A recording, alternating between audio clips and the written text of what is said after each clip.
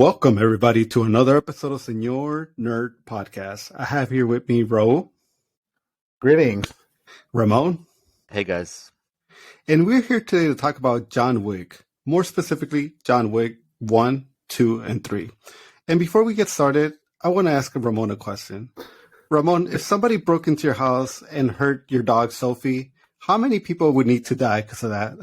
Everyone that is not my wife. That's all I say. If we have guests over, I feel bad for them because they're going down too. I don't know who did it. Everyone, man. That's exactly the answer I was looking for. Yes. Ro, I want to ask you that, Ro, because we all know you're anti-dog in your home and in your heart. So you don't need to answer that. We know justify yourself. You would kill no one for an animal. How many dogs would I kill? Oh, I'm kidding. I'm keeping that. But I'm gonna add you to John Wick's list right now to say. But let's get started, guys. Let's talk about this franchise and why we love it and why it might be one of the best action franchises that we've gotten in the past 20 years. Ramon, if you want to start us off, what did you think about this John Wick franchise? Absolutely. Well, how do we sum it up right away before we start? I mean, John Wick is basically a loving man with a dark, dark past who unfortunately tends up losing things he loves. And in the first movie, an idiot basically takes two of those. And then after that, all hell breaks loose. Right? That's basically it. But John Wick, I just recently watched the first one. Great experience just going back down that road, man, because you see where it all started. I feel like definitely before the story got, with all the things about the Continental, the organizations and all this stuff. But yeah, man, it came down exactly to that. I believe John Wick had just lost his wife. And then I think, it had been 5 years since he had left being a hitman. So his wife clearly meant that much that he kind of got out of that. And we do basically start the movie with her dying from an illness, which freaking sad moment right away. She gives him a dog after death, gives him a dog ahead of time knowing that she's going to die. And basically this little dog becomes a present. And I think she writes him in the letter, you need something to love instead of me because I'm not there for you anymore. It can't be your car. And she makes that joke on the letter. So here's something new for you to love. And she gives him this little basset hound, Daisy. And And I mean, that's kind of, that dog sort of started this whole franchise. Ro, I don't know what your thoughts are. I mean, for me, I remember this movie just being a surprise. I remember hearing about it. I remember hearing about the plot and, people were kind of making fun of it. Keanu Reeves goes on a bench just because somebody killed his puppy. But once you see the movie executed, man, I think it's just such a good movie. And the one thing the number one has that the other ones doesn't have is like these quiet moments where you really get to understand the character. You understand that he's hurt. You understand where the revenge plot is coming from. Now that, when I watch the second and third one, it's like you don't really think about that, even though the movie does a good job at once in a while reminding you like, oh yeah, John Wick did have a dog and he did have a wife.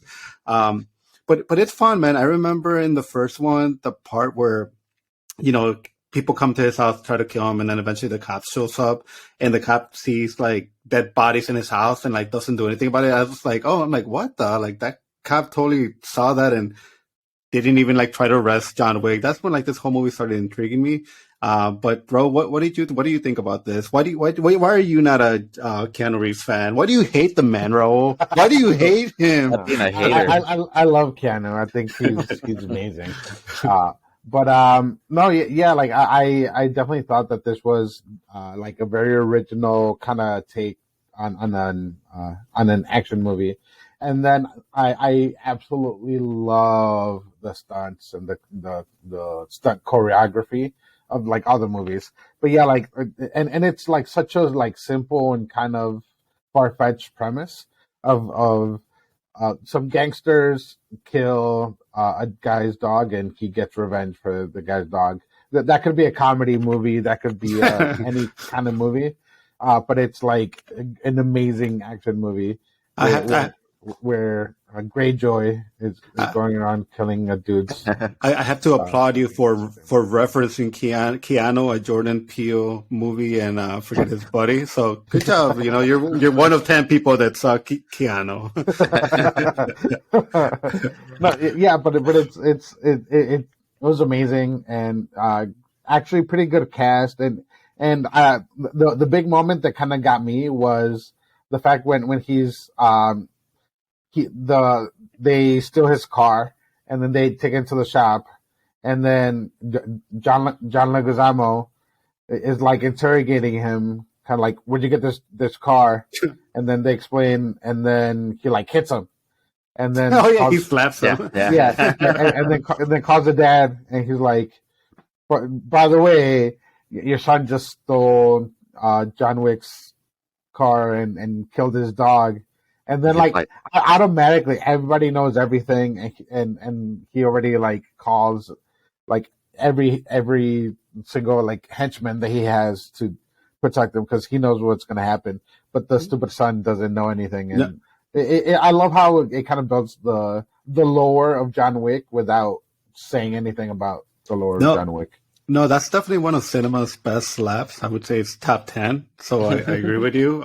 Just I can hear the slap right now in my mind as you said that. A lot of people don't probably recall, but at the time, Keanu Reeves himself, I would say he was kind of like a down slope on his movies. I know 13 Ronin had come out just a few years before 47. that. Oh, sorry, 47 Ronin. And, that just was a movie that was not a success. And people were kind of like, is this man still a movie star? So, dude, when this movie came out and it kind of brought his career back, that's the one thing I love also about John Wick, just the fact that it brought Keanu Reeves into the spotlight. And all of a sudden everybody started appreciating the man even more. Because, man, that guy also another one of the people that have carried my childhood. So again, I love this franchise and I love the actor behind the franchise. And I think that's what makes me keep supporting him on the long run. Absolutely. And the first movie just kind of really does it. Like we all kind of mentioned it already. Like without the first movie, you really don't have that character development, right? So it's a man who's lost like a few things that he loves, the most important things that he loves dearly in like different orders. And then basically at that point, he has nothing to lose, and he basically gets back into the thing that he exactly left. And then, yes, like Raul, you said, it's like at that point where, the chase kind of starts. You start hearing all the lore behind him. He's considered, or he's called a Baba Yaga, so like the boogeyman, and even the joke where Vigo says, "Well, he's the man that you sent to kill the boogeyman." And yeah, absolutely building up on that. And then yes, after that, all the badassery starts, and it just continues. And you add all the crazy like freaking kills and all kinds of stuff that happens, and it just creates this beautiful like personification of Keanu that you're just like, dude, John Wick, you're it, man. Not down for any movie that comes after, Which one's you guys' like favorite one of the three that we have right now? Like for example, like my favorite one, it has to be the second one. Something about the second one, I feel like it's a very tight package, and I feel like the action's very well done. I know the first one definitely has some good backstory, and it was just like, I think they knew what they had with the first one, so they clearly had gotten bigger. But even though the third one maybe was bigger, I still feel the second one was better executed. So I really support the second one the most out of all of them. I think which one's the one with the knives when he goes into that the third one. The third one? The third one, yeah.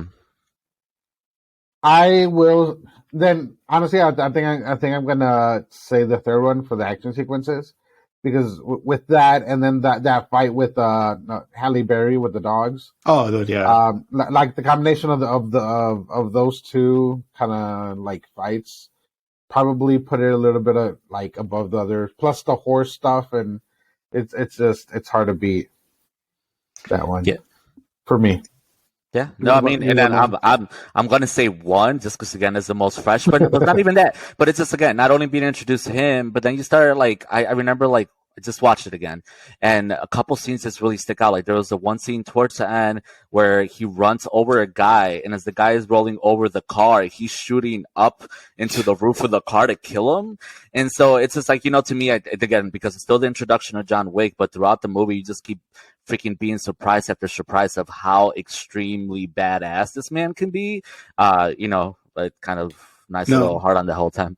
No, I like the third one a lot, but as I was watching it, I do feel like some of the act, not the whole movie, but some of the action scenes, some of the movie, it's a little bit like you kind of start thinking like, why couldn't that guy shoot Keanu or John Wick, or why couldn't like this have happen in order to take him down? So I started like looking for, not purposely, but like things that I just kind of wasn't really enjoying about the third one as far as like the action sequences and the way it was executed. But there are some like really, really like high crazy action scenes in the third one that I would say are way better than number two. Like that motorcycle action scene is so good. Mm-hmm. The intro is so freaking, it's probably one of the best intros that the franchise has. Mm-hmm. And then towards the end, the fight that he has with the assassin from the cooking show, like definitely one of the highlights of that movie. What is that actor's name? Ramon, you know who I'm talking about. Oh my God, yes, he used to be in a lot of good movies. He used to be in a good Capoeira movie from back in the 90s, and right now, of course, I'm spacing on his name. I know him from De Casco. Yeah, the Cascos. Yeah, I know him from the Brotherhood of the Wolf, which I love that freaking movie. So I'm always gonna have like a spot for that guy in my heart, even though in that movie he's playing like more of a Native American character. And then just so I could say the name out there, but Only the Strong is the Capoeira movie that he was in, and he used to be like a kind of dude who abandoned Capoeira, came back and he started teaching troubled youths how to fight, and it's a good movie. But yeah, I mean, I love that guy. No, and I hope the fourth one has more dogs, because I know that's another point that you made, Ro. Like the third one with those dogs, those scenes are so cool, dude. And the dogs just add another level to that movie. That I'm surprised like nobody like saw that and thought like we need to make a movie with like person and dogs. And I'm not talking about the new Channing Tatum movie with dog. I'm talking about like more like if anybody saw The Old Man with Jeff Bridges, like he also has two dogs in that show, and like dude, they put the same amount of work as Halle Berry's dogs. I mean, dogs are a great way to get people really emotional about stuff, and I don't know. I even enjoyed like at the end of the first one when he does take he gets into that pet hospital at the very end to kind of cure his wounds at the end, and he sees that one pit bull that's gonna get euthanized, and so he saves that dog, and then that becomes his companion kind of in the next couple movies. He's still around in the third one. And the big thing about these movies too that I think is I don't think John Wick works or the movies work if Keanu Reeves wasn't so good at it as well. Because I even saw clips of him like training with actual like guns and shooting, but like everything was as a veteran and somebody that's done quite a bit of shooting, like everything that he was doing was like spot on with like the form and even the reloads and everything. And this movie is probably like one of the very few movies that has more realistic like reloads, because in every movie they have like unlimited magazines. Yeah, because you know what's also awesome about this movie, like the world building, dude. I think the world building it's always what gets to me, and in every movie they add another level, and they could like mansplain it and start like telling you all about like what this organization means or what this means, but they hardly do it. Like in the third one. That's when John Wick goes back to his roots with us, kind of like the Russian assassins that trained him. And they could go into details like, hey, we took you as a kid and this is, but they don't tell you, they show you, and you can kind of pick up like what his whole training was. And I like that about it. And if I could ask you guys a question is, can you guys tell me how much one of these damn gold coins are worth? Because and throughout this whole franchise, you have parts where like, either they're tipping the taxi driver with a gold coin, they're tipping a bartender. They're tipping a bartender. And then sometimes like, a gold coin will get you a lot of good stuff. So it's just like somebody needs to tell me how much this damn gold coin is worth, because I need to understand like the value behind it, because these guys are just giving it away to like, again, somebody will serve you a drink, here's a gold coin, but then you got a doctor that's operating on you, and then you have to shoot him twice. And he only did that to like get that gold coin from John Wick. It's like, okay, like clearly somebody's willing to take 2 bullets to get a gold coin, but then some people just get it just for being there at the right time. So can you guys tell me more about that? Well, I can tell you they're at least worth 1 dead body, because anytime they call for cleanup, it's 1 coin per body. But no, it's crazy, because like you do think about that, and you're kind of sitting here like, FYI, he killed 13 people and he only gave 12 coins. So does that mean he got one free? Baker's Huh? dozen. Baker's Okay. dozen. There you go. No, and then that's the funny thing too, right? I think you do have a point. I think it's supposed to be like an inside joke that it's like maybe yes, you kill 12 people, the 13th is free. So Baker's dozen if you do it, but no, yeah, and it's funny because then later he uses it like in the first movie, he used it to get into the club, the underground club at the hotel. So like you're right, like one part it's worth the dead body cleanup, and then another time it's like the entrance to a VIP club, you know. So yeah. Who knows money wise? Yeah. And I mean, everybody in this world seems to be an assassin, man. Imagine, like, I feel like if you're living in this John Wick world, you're probably the most well-behaved person. Like when you go to your office, when you go to do your job at home, because at any moment your wife can put a hit on you. And you know, there's plenty of assassins, homeless people that will take the job. So it's just like I almost want to feel like I almost want a perspective of the John Wick franchise as like a broker or just like a normal person to like, you know, like, cause, as much as like I know they're making a Ballerina movie, that's probably gonna like, probably add a little bit more to the world. But again, I would like to see somebody that's like a dry cleaner in this world just kind of show me more about it. Like, damn it, I gotta clean this person's bloodstains again. Like, God damn it, John. Yep. Like, it's so hard to clean off the Kevlar from the suit. Because there's points where people are having like fights, like gunfights, and nobody like will even like flinch an eye to like say like, oh shit, what's happening? Like in some parts they will run away, but there's times where like they don't even give a fuck that that's happening in front of them. Well, I'll tell you today, like when I was rewatching the movie, right, like the first one, I was watching it with a headset instead of just watching it with regular speakers or surround sound.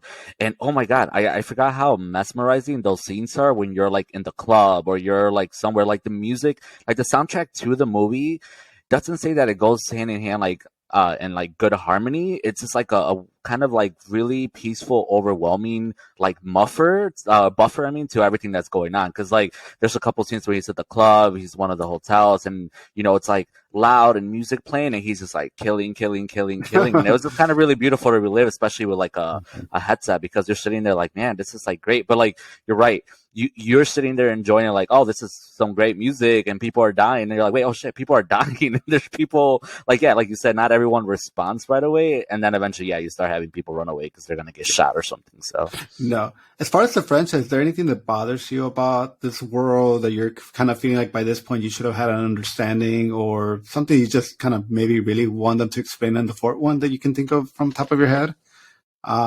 Like for me, like something that bothers me in the third one is when he's looking for somebody that's above the table, and somebody tells him like, hey, go to the desert, and when you're like on your last breath, like he'll find you. And to me, like that seems a little bit ridiculous. The idea of like somebody like me being like, Ramon, yeah, just walk 10 miles in this direction and eventually you will find Raul, or Raul will find you. Like, okay, that doesn't really give me an understanding. And I think they didn't not do a good job even explaining like, is that the man running the whole organization? Like, who exactly is he? So I don't know if they'll explain that in the fourth one, because I know in the fourth one, the people that are supposed to be like the main antagonists are a little bit different. So we'll see, man. I'm really like counting on the fourth one to really like break it down, like the world of the high table. Yeah, I'm definitely, well, the big thing, honestly, that I'm looking forward to in the fourth one is Donnie Yen. Donnie Yen? Yeah. Oh, dude, Donnie I Yen. love him. I love all the Ip Man movies. I love them in stupid Rogue One. He's in Blade. He's in Blade 2 also. If you want to even go even. Oh yeah, he is. I forgot about that. Yeah. But yeah, like I love him. So if anything, it just means that there's going to be amazing choreography in that movie. Dude, I like Common has to be like my favorite assassin. I think maybe that's another reason why I like number 2. Like Common to me was so good in that movie, and him and John Wick just had like such good like chemistry with one another. Yeah. Ruby Rose was also so good in that movie. I kind of feel bad for Ruby Rose because right now she's sort of like not canceled, but I know she had some like allegations against the CW when she did Bad Girl season 1, so she's gotten a lot of hate recently. But I think she was really good in that movie. Maybe because she didn't talk real. Maybe that's that's what it is. Yeah, I mean, I personally wouldn't have minded if she had talked, but I know Ro, you sound like you're not a fan of her work. But Ramon, like, who's your favorite assassin? Oh man, well, I mean, Common was definitely good, and I love his music. So, You know what? Well, I guess that's Because a difficult question. Yeah. and the funny thing that I noticed is like Emily Rose, Common, and even the guy in the third one, the one way that he marked the Cascos, the one way that Johnny Weeks ends up hurt, like not killing, I guess killing all three of them. He Yeah. stabs them all with a knife in the chest. So if you're fighting John Wick, like if you see a knife, just like don't even bring a knife to the fight because all three of them got taken out by like a knife. Right in the chest. So that was kind of like funny when I was like retroactively looking at that. Yeah, I mean, and I don't know about like the hitman, but I think just like even again rewatching the first movie, there was a couple scenes where like the first time that you see him be vulnerable, it was like the one guy at the club, and he looks like John Hamm, and I just remember like he got shot like the first time, like it's one of it was just one of the protectors of a freaking. The son, but it's the first time that John Wick gets shot and he ends up with that injury the rest of the movie. And like he was just the first guy that I'm like, oh, okay, so it is realistic that John is not just like super invulnerable, like he's not gonna get hit. Like, yeah, he can get shot. Like he almost died at that point if he hadn't, thought quick and dealt with stuff. Dude, why can't nobody shoot him in the head? Like everybody keeps shooting. Like he keeps like I think that's like his superpower. He's able to shoot like John Wick's able to shoot everybody in the head, but nobody tries to shoot him in the head. And I mean, I understand and I will believe the fact that this suit can hold bullets, but his head is like there's nothing protecting him. So I don't understand how even by accident somebody didn't manage to like just grace him. Well, if you also notice, he typically he doesn't shoot. He doesn't one shot everybody. What he always does is he always shoots like 2-3 times, and he always aims for the body first, and then he aims for the head. But he always hits the head too when he shoots. But yeah, or sometimes like in the second one when he's going through those like tunnel things, whatever. Like he's shooting people in the leg. He's shooting people like kind of like wherever it's more practical.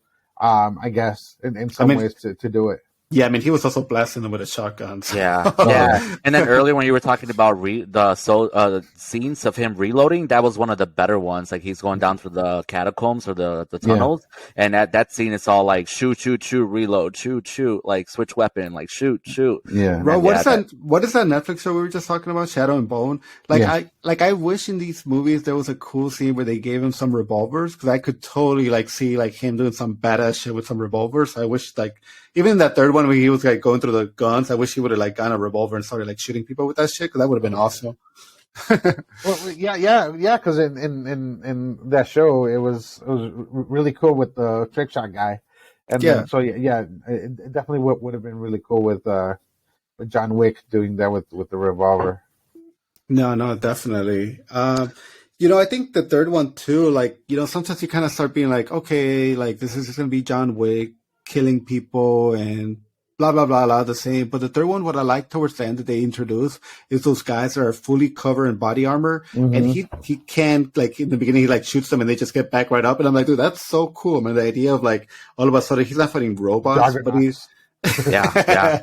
But he's fighting, like, these... And then just the way he has to, like, kill them, he has to, like, go, like, underneath their suit and shoot them in the neck or, like, go like this underneath their helmets. So, again, it's just, like, I like the fact that this franchise tries to be, like, let's not bore the audience because we can't just keep throwing like people at him to like shoot. We have to like keep making it even harder for himself so we can really believe that he's just like the most proficient not serial killer, but most proficient assassin ever. Yeah. Hey, that's a callback to another one of his movies. It's all the ballerina fighting training that he has from that with the family that he's in. Yeah. It's crazy. I don't know, man, but I was I don't know, again, still really impressed just by like the skills and everything he brought to the table and stuff like, and I just keep thinking of what they're going to do in the fourth one to really kind of not step it up, but just, again, like you said, they keep doing things that are innovative, different ways of killing people, different things that we haven't even thought about. Like when he killed people with the horses, that was the fun part to see because I'm like, dude, how often do you see that in movies where someone like purposely like, aims the horse and like, kind of slaps them and gets them to kick them. And I'm like, dude, that was ingenious. Everything's a weapon in this franchise, man. Him and the Joker Heath Ledger Oh, both yeah. share the best like pencil kills of a franchise. That's funny because in the first movie they keep mentioning that they mention that story like twice, and then I think what is it, the second one they show it or the third Yeah, one? they when paid off. finally- No, the Yeah. second Oh, one. they Yeah, did? Yeah, that's with the awesome. pencil, and to I guess to reduce some of the praise that we're giving this movie, I will don't you say, dare pull Oh, up. no. Pull up. No, I'm kidding. I will say, like, if anything, that's probably, or to me at least, that's the problem with the third movie, is that the story starts to kind of fall off a little bit. Thank you. Because in the first movie, like, everything makes sense and it's the introduction and it's just him getting revenge. The second movie, it's that one guy comes in and With the collects marker. it. Yeah, Yeah, hell yeah. and he's collecting on the marker. But he only did it because yeah, and I love the marker idea. Like, I think that shit's Oh, yeah. fucking cool. Like, dude, let's make blood pads right now. Maybe. Yeah. But the only reason why he goes back and to collect on the marker is because he John Wick went back to avenge the dog in the car. So if the first movie, like what happened in the first movie, hadn't happened, then the second movie wouldn't have happened. And then and the way that he's collecting is to have John Wick kill his sister so that he can get the spot on the high table, and then that's kind of when it starts to get a little iffy, because then he puts a hit on John Wick, and then to avenge his sister, I guess. Wait, so you don't like the story in the second one? Because you said the third one. No. Oh, okay. So, but the second one's still like okay, it's still like understandable. But then on the third one, like at this point, it just kind of carries over from the second movie because he killed the guy, in the Continental. So then the third movie kind of like lacks story, where he's already on the run, and then he tries to find these people to get redeemed, and then all of a sudden instead of completing his redemption, he's helping the manager of the Continental, and just to be betrayed at the end. Yeah. No, dude, I agree 100% with what you're saying. I do think the plot in the third one, especially because, you go into the third one, you're thinking like this is the last one for the franchise. You were not expecting like a fourth one. So I agree. Like in the third one, in the second one, he kills the guy in the hotel. So you have to understand, like, John, you killed this guy because this guy put a 8 million bounty on you. But at the moment you killed him, now the whole high table is going to go after you. So it's like, okay, so I was expecting the third one for John Wick to take down the high table, which I think that's what the fourth one's going to be. But instead, like, we get this movie where he's just kind of like going almost in a circle back to like where he started. Like, okay, like now, I'm being chased. Now I'm finding this guy. Now I'm saying I'm going to serve the high table again. Now I go back to the hotel. And it's just like, that's what kind of like maybe the third one loses me a little, just because they must have decided at a certain point, like, hey, let's keep going and let's not, stop here. But I think it could have been a little bit more executed. And especially because, that whole hotel betrayal kind of did hurt me, because I felt like Winston wouldn't have done that. But it's like, damn, Winston, like, why? Yeah, I didn't agree with some of that. I just felt out of character. Yeah. And the other problem I had too was when John Wick and the concierge guy were like fighting all these dudes, he was just chilling on the couch in that wrong room doing nothing.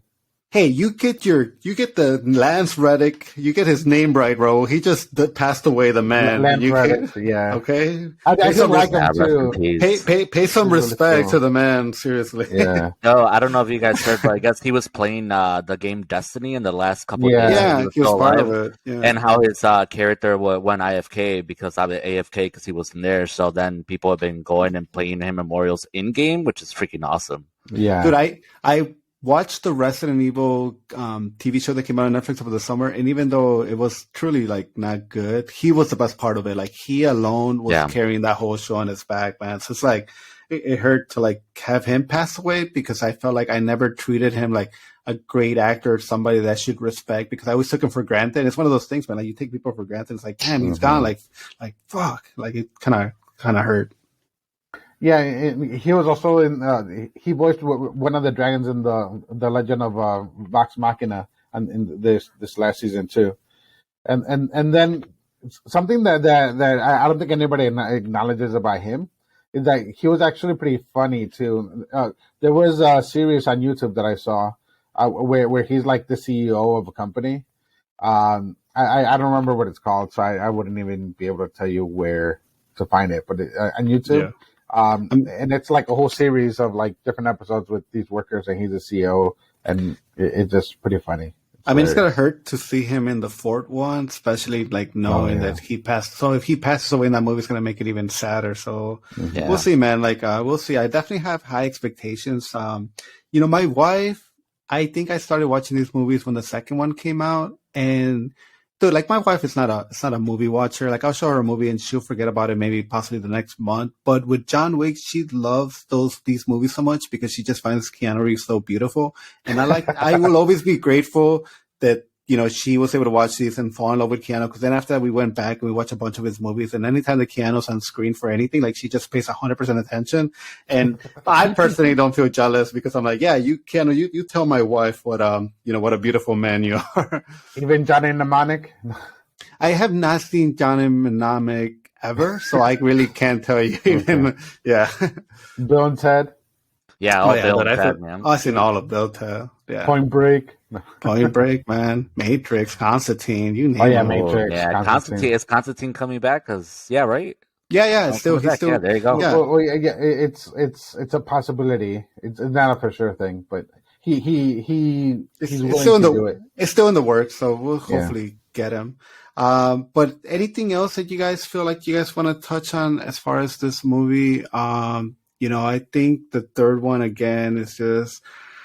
The assassins were really cool. The sushi, those ninjas, like definitely I was surprised at how efficient they were, especially when they infiltrated like the group where John Wick was raised. Like they were able to just kill them and they were hiding in the shadows. And that kind of like surprised me a little.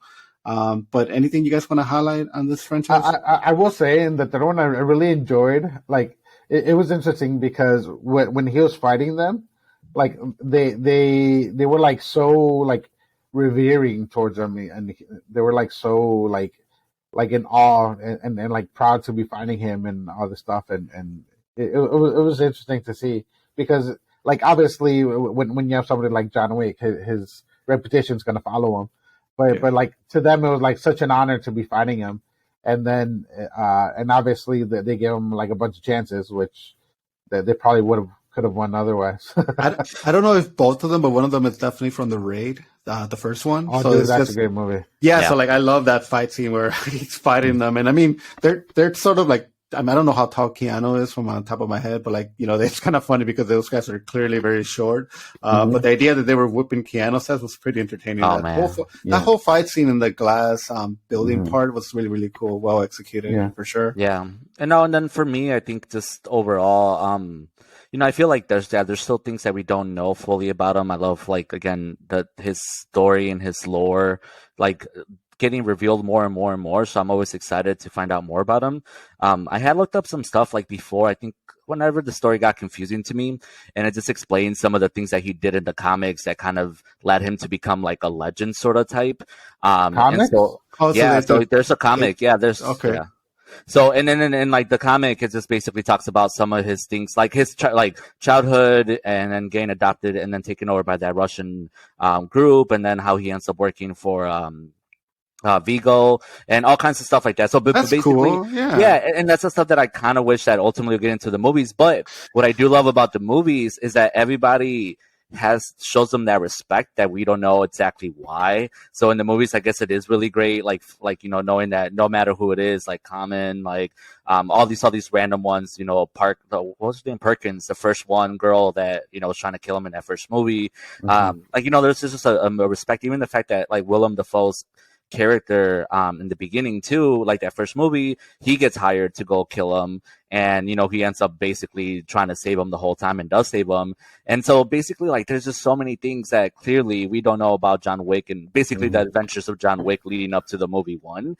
But it's good to see that camaraderie that he's earned, even though it's still a mystery to us. Like, they always talk about this great crazy thing it was almost impossible that he did, and I know at one point we'll get to see that, and hopefully it doesn't disappoint. It might not be portrayed by Keanu, because I'm thinking they'll probably cast a younger actor. Young But dude. Yeah. yeah, dude, like, and the thing I like about the third one is that a lot of people have respect for the high table. Like, the third one really sells you on the idea that, like, you don't mess with the high table, and everybody's like, I will serve the high table, and yes, I will serve. And it's just like constantly being repeated throughout the whole thing. And I don't know if you guys heard about this or if you guys could tell me any more updated information, but they were working on the Continental, which was like going to be maybe a Showtime show. And Mel Gibson was actually cast for that show. And I remember a lot of controversy came out, because obviously Mel Gibson's kind of like a hot subject actor to be kind of talking about. But I do like the idea of the Continental because, again, I'm just looking for more world building. I'm looking for somebody to explain to me what this coin will get you. I'm looking for more. Just tell me everything about it. Tell me, like, do they have a precedent? Is a whole world? Like, I don't understand, and I want to know more about it. I'm so thirsty for, like, more information about this world, man. I don't know why, but it's just like I know I understand it's probably like same as us, but just the idea that there's like assassins everywhere. It's like, come on, man. Like, how many people a year are being killed by assassins? Absolutely. No, and like, so yeah, a TV show would be great for that. But even like finding out about what was the Syndicate, is that what it was, or the freaking, oh my God, Lawrence Fishburne's character, like his underground group of people, like. Yeah, and even though they told a little bit about the story about that, but just, seeing more insights of that, like, I feel like it would be cool to have a little show where it did dip into those organizations, because, like, they'll probably realistically won't ever uncover all that in the movies, but the more, like you said, the more we know, it's just the better, because it's such a good, like, world. Yeah, I completely agree, and I think I did hear about the fact that they were considering doing, like, a Continental show. But I haven't heard anything about it in such a long time that I completely forgot about it. No, hopefully we get some news on that. And, to touch into what you were saying, like, what a great casting was it to put Lawrence Fishburne and Keanu Reeves, like, together. They're so man. It's like good together. So good, man. Like, the fact that they haven't done like a True Detective together or something like that. Like, it's I don't know what you're talking about. Yeah, that would be a good show, like both of them together like that. Do you know what they need? They need like an anthology series with the two of them, where they're playing like each episode like different characters in a different situation. I got one better for you. CSI Matrix. Okay. The show, like the show CSI, it's just a great show for that, those kind of dynamics between actors and, detectives and people like uncovering clues together. But that in the Matrix would be pretty great. Let me ask you guys. So, like, I don't know if you guys knew this, but the role of Neo was originally going to go to Will Smith, but Will Smith passed on it. If there's some movie that maybe you would recast Keanu Reeves, what movie would it be? Like, would it be The Matrix? Would it be The Devil's Advocate? Would it be Constantine? Like, what movie do you feel like? I love The Devil's Advocate. Because I don't know. It's just like, I always, it's like, to me, I don't ever think like, oh, like this movie needs Keanu, but everything that it gets Keanu as an actor, like, I'm a big fan, and it's so hard to just like remove him from any movie or picture of anybody else playing his role. So for me, like, I don't think I'm even able to answer that question. So I don't even know why I asked it. I know. I was going to say, if anything, it should be the opposite question. It's like, what character would you remove from their movie and put Keanu in? Oh my God, they're like all of them. Yeah. Especially when you think about like Will Smith, like playing, Neo. Like, I feel like put Keanu in the I Am Legend movie, and like, I'll watch the hell out of that too. And that's another movie with a dog. Oh no, Sam. Oh yeah, another dog. Yeah. Don't remind me. What's up with all this dog killing, man? No I know. No, well, I hope when we're old we have as close as a quarter of his sex appeal, man. Because that man, How old is he? He's probably like 60 at this point, I want to say. No, he can't be 60. For that, I got to put on a wig, so I don't know how that's going to work, but let's go. I just said his sex appeal. I don't mean like look like the guy. I know, but, close enough. The hair wouldn't hurt. He's 58, man, so, let's... Okay. I know. He was born in 1964. Yeah, him and my dad are 5 years apart. Let me not tell my dad that. Yeah. Too funny. No, but again, I hope this next movie, I think it is going to make money. I mean, we talked about us three going to go see it on, opening day. So hopefully we do get like a nice, good box office on Sunday when it's reported. Because I don't know. I part of me says like they're still going to continue this franchise. As much as I want Keanu to do other things, I wouldn't be mad at it, But if they decided to end it, I also don't think that would be a bad idea to just put an end to it. Yeah, I mean, I'm always afraid on directors and people going a different route that doesn't work. I mean, even though for this one, it seems like they obviously they're sticking to at least the way that he's so badass and the way he fights and those things that really make the John Wick movies great. But yeah, there's always the fear of that, right? They do another one and then maybe the next one is just not as good or does something completely dumb or it feels like stretched out that is just like beyond repair, So hopefully not. Yeah. And I actually have a question. Okay. So the first movie, John Wick. Second movie, John Wick Chapter 2. Third movie, John Wick Chapter 3, Parabellum.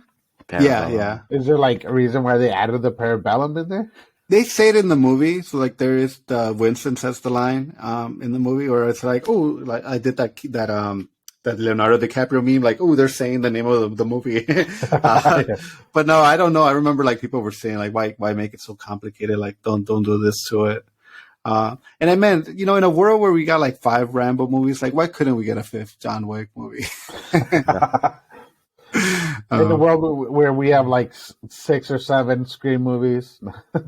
Hey, don't disrespect Scream, man, because and Raul, just so that we didn't sound like we completed it, no, I did look up Parabellum again because I forgot what it meant, but it means prepare for war. So there you go. Oh, shit! Oh, dude, I just got something in my pants just happened when you said that. See. So now it gets us excited for that 4th one, right? So let's. I hope it's not the stinky thing. Yeah. Oh man! All right, guys. Well, I mean, this has been fun. As much as I kind of want to think of other things to talk about, I think we definitely kind of like explored a lot of the world. And if we missed something, feel free to scream at us. You can write a comment here on Spotify if you're listening, or go ahead and send us a tweet, man. I'm still waiting for somebody to tweet us something, either we're telling us we're doing a great job or how we're just messing up this whole podcast. But, something that I want to tell our audience, we do have now an official mascot. So if you do want to find her on Instagram, I will provide the details for her. So feel free to follow her. She's a real cutie Boston Terrier. And I meant to introduce her a lot sooner since we're doing the whole John Wick. And obviously John Wick has a great love for dogs. So I figured this would be the perfect episode to introduce her to you guys. So please follow her at Instagram at Maki Boston, because she's a Boston Terrier. You won't regret it. You won't regret it. Unless you're one of those people that... Unless you're Raul and don't like... And he just will not... Yeah. Raul that wants to hurt dogs, apparently. No. All right, well, you guys... See, that more convincing, damn it. Raul, I'm stopping this before people start sending you an angry tweet. Yeah. Yep. Yeah. All right. Well, it's been great, guys. So I'll talk to you guys another night. Have a good one. All right. Good night. Good night, guys. Bye.